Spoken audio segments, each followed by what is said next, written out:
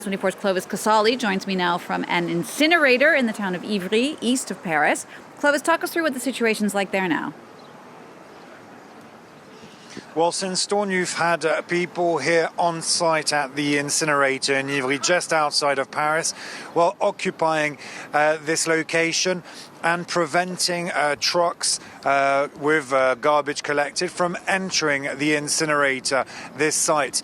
And actually, here you have a bit less people than this morning. A lot of them have already headed closer to the heart of Paris for this afternoon's demonstration. What's interesting also is that protesters here tell us they will not stop their strike. They will continue until Emmanuel Macron backs down and changes his mind regarding, of course, his pension reform.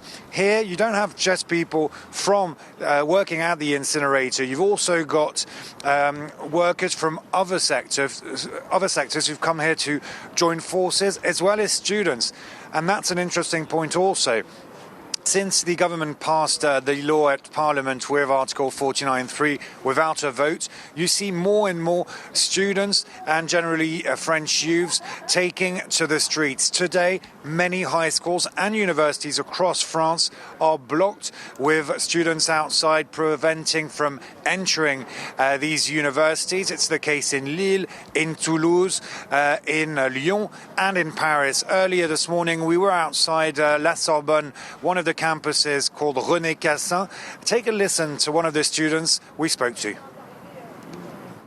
What the students are aiming at the moment is to help the workers make the movement stronger in order to really impose a sort of more strengthful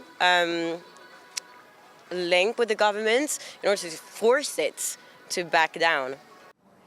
Clovis, as you were saying, there is a big march that is going to get underway in Paris starting around 2 p.m. local time. Other marches are planned around France today. Tell us a bit more about those specific protests and the strike action itself.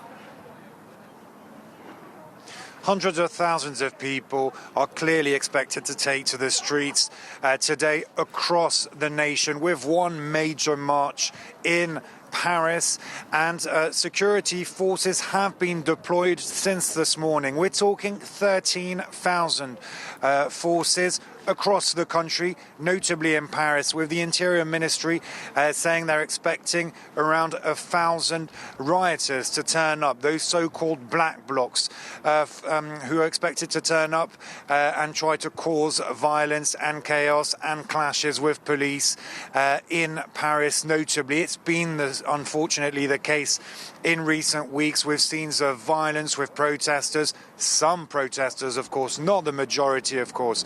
Only a few hundred protesters setting fire to rubbish bins, breaking bus stops, for instance, attacking fast food restaurants. So a major march this afternoon, and the government spokesperson has given an interview this morning saying that no violence will be tolerated and that the government is a barrier, if you will, to violence, and will make sure that security forces who are on high alert prevent more violence from occurring on the streets of Paris and across France today for these major marches.